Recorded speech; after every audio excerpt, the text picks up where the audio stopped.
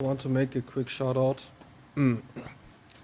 There's this thing in science which is also somewhere in understanding of Western civilization for Muslims. So in science is basically how much can you achieve with technology. Like, is nature so overwhelming for us that technology can only do so much? Or can we really achieve with technology great things? And this is the same. One person, so they are good at doing things. One person is good at doing um, seeing the good in Western society, and one community of Islam, basically Islam is divided into perspectives, is saying Western society is completely devilish. They are good in seeing the evil sides. And there's a third company which has also become the evil side of the Western civilization, which I will come to another point. So so the ones who see the good in the Western society are really bad in seeing the bad in Western society, and the ones seeing the bad in Western society are really bad at seeing the good at Western society. This has to do with the organization law which takes place in Islam. Basically, you have fractalic and organic overlap, but of course an organic overlap cannot be physical if it's also fractalic in length. So length fractalic is only geometrically. When you're geometrically, you go to discrete numbers. When you go to discrete numbers, the exponential function becomes 2. So it's a quadratic series. In the third element of a quadratic series, you get one more element than addition. And this means multiplying becomes a monotone function. And in this series, and this generates a fourth variable, and Islam basically means that you can organize the 4 variables into the fourth variable to organize everything. And if you have a subspace of fractalic and organic sets, and these sets and original set have equal magnitude, then this is a homomorphism, bijective, linear, maybe even we prove it from linearity, the injectiveness and surjectiveness. And this space exists. It maps the Earth in 8 during 24 cycle, because astronomic cycles are elongated atomic reactions in Earth's laboratory. So I want to put a perspective on that. It's really interesting that they are not that they're good at things and bad at things. You know what I mean? I don't know how I can describe this organization in English words, but one side, the other half, the side they're saying they don't seeing it at all. This is what I mean. They have this on-off principality. So it's like when they are negative towards Western society, they never see the good. And when they are good towards society, they never see the bad. But Alhamdulillah, I have an understanding that I see the bad and the good. And I think this is the biggest problem in the Muslim community right now. That they don't have a grasp on what is going on in the Third Republic. I mean, the Third Republic will always be the Third Republic. The people who are mentally ill and they weren't activists at all at any time. So why bother with them, because they're culturally rooted in us. Or maybe they have even proclaimed their Islam but cannot even translate a verse philosophically, a word for a name for Allah, and it's embarrassing. So Prophet Muhammad, when he said good things about people, he recited their names, and when he said bad things about people, he kept their names quiet. And for the science community, I am extremely pro burden but extremely pro easiness, like burden and easiness at the same time. Why is that? We have high technology under harsh circumstances. For example, after a winter breakdown, everything flourishes again. And these are not cheap, they're everywhere. High technological forms of being plants. If we could have adapters and charge, we could use those plants to fuel ourselves. Like we could use roses for that, we could use other flowers for this and that, we could use these flowers for something else. Now the guy who wrote Lord of Rings, he always looked at flowers because they resemble to some degree some types of planets, some type of stars, some type of characters, some type of people, some type of galaxies. And this is all because of this, superposition, I say, this homomorphism I've talked about between organic and fractalic sets. But there's another rumble down. So basically we decrease the amount, introduce classes, like we make classes and clusters. For example, the sun is something else than Earth, but both are fractals of the universe. And both are fractals of the carbon atom on a other time scale, slower time scale. You know what I mean? This we do too. We introduce a second organization of fractalization on top of it, and maybe we add a third fractalization and organization on top of it, and then we have 14 steps. We also make thermodynamics, chemistry, string theory, thermodynamics, QCD, QFD, QED, and something else. Basically the last half I made other direction from a societal viewpoint. So from a societal viewpoint, like the last type of physics is so interesting. In the society it's the opposite direction of time. And it has to do because it comes from the galaxies, even time, even this biomorphism can also apply it on time. So you can say that time flows from 3 directions, even at just one time in the 6 potential theory. So in the 6 potential theory, Muslims will appreciate that because many Muslims have made proofs of that. Something has to have the smallest length to build up to something bigger, greater, so to say. One greatness for more greatness, or one length for more length. If something has 0 length, it cannot add up to more length. And it has something to do that God, from a religious or philosophical viewpoint, God is the nearest thing. Imagine Source, the one who brought your wife, your children to your life. He's the most merciful of them all. And that's why, that he's the most nearest to you. Like,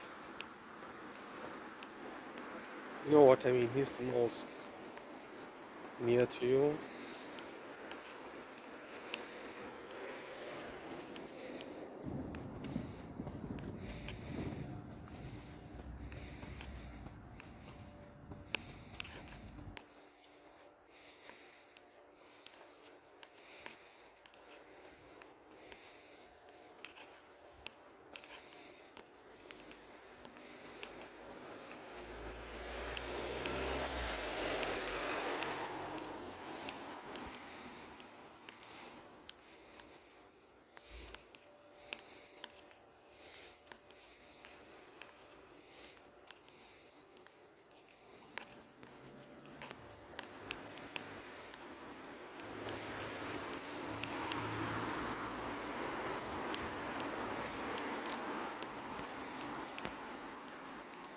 You can just say time flows from smallest to biggest, from biggest to smallest. and from relativity to smallest and from relativity to biggest. So from the moment now. So the moment I waited so long, this was the moment that also has a time flow to the smallest and biggest. You know? Maybe if we were 3 meters it'd be perfect. Because we are so small, we are such a soldier species. I mean, the Earth is 7 ribbons and we cannot see the 7 ribbons. Like, I have also done some Rasengan and I destroyed something with my Rasengan under the Earth. I heard a response when I dropped it. And I'm also showed that I made a Chidori. But you cannot see it on the sphere. You can only see it on the bands. There are the 7 bands. But they rotate so fast that the Earth appears as a sphere. And we only measured as a sphere. And the human evolution was driven into a space where you can only see the sphere. This gives us the most capability to do things in other bands. Like we can make a thunderstorm flash in other bands. But in this world you wouldn't see it. So we have the most hardship, but we can do the most flexibility and what's it called? Agility in other spaces, bands, ribbons. This is so great. And you can like Reiki or praying, Muslims praying or yoga, something like that. It's really helpful because of that. There are really special spells that do this. And if you don't look at the Quran like some cultural thing, but that every letter language has something to do with the physical level of existence and appearance and such. This is only a chapter of experience. It's about ether particles and the void forming light in forms of sentences, and this light being recited to energy in motion and sound, and then the recitement through the air creates subquarks with the intensity of your awareness, sincerity, thankfulness, love and mercy and so on. Because they are living beings also on the subquark level, which will create and duplicate the manifestation in types of words and sentences that you read. For example, if you read Hebraic, some say on YouTube that it's sound. So you start from sound and then you read it. Maybe you chant it, I don't know, maybe it's written lecture. I'm not so good in these texts. I mean, I don't read so much. And other, for example, Dajjal in one eye. So Dajjal will get one eye. This means he will sabotage flights from Earth and Milky Way to Andromeda. He will capture one of the galactic cores. And then he will have said kafir in his eye. It's in Chinese. So Chinese is a form of physics. And this kafir meaning he will invent a technology that doesn't rely on galactic cores to travel through galaxies. And he will attack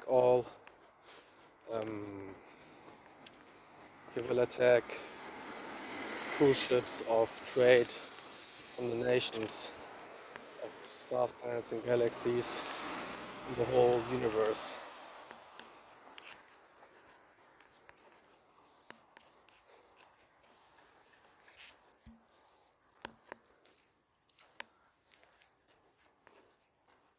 Because Chinese is some sort of exotic material or QCD, QFD stuff. Like state of being, yes, state of being. It's like more QED, QCD, quantum theories that we know. So we will think that we have solved quantum mechanics, but you revise quantum mechanics again and find something there. So keep an eye, if you solve the theory of everything, please revisit quantum mechanics.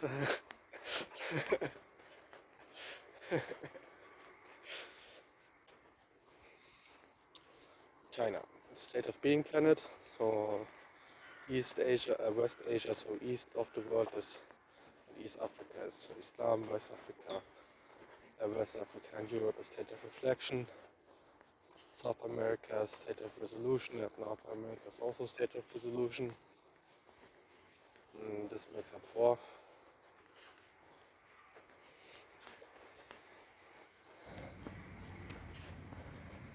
So it's extremely hard for particles to come together and form a plant, but at the same time they do with such ease, and this has to be every form and species. There's a saying in China is everything possible, but everything is hard.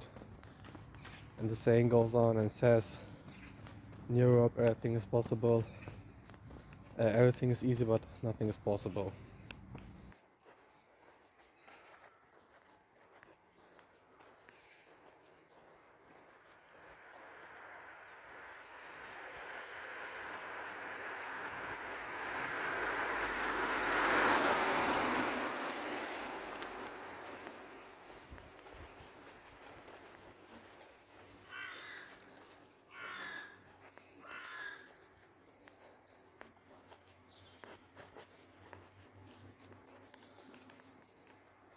So extremely hard things with extremely ease. This is the philosophy behind everything, how high technological things can be so abundant and priceless, but at the same time cheap. And everything is also really old. So if you're an old timer, it's great. And you have planets that are millions of years. And you have plants that are millions of years old. Every other planet is a planet in the universe. Every species. And if you destroy a species here, they capture the species, the evil humans in other galaxies. Man, why I was born on the Earth? Why do I have to do this that nobody is on the same point what technology really can do? And the good and also the evil parts of society that they're living and appreciated at the same time. I mean, I don't mean on the philosophical level. If you don't believe in God,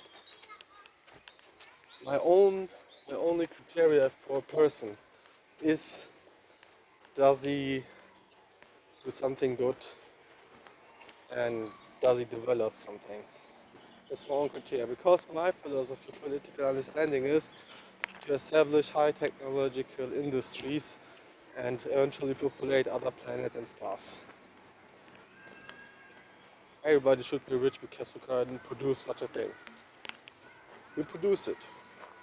We want a house, we produce it. We produce it with abundant resources. And how we gather these resources.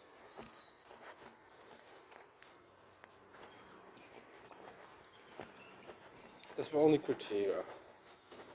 On a philosophical point, I have my own ways that I use for my own guidance and how I manifest things and how I achieve things.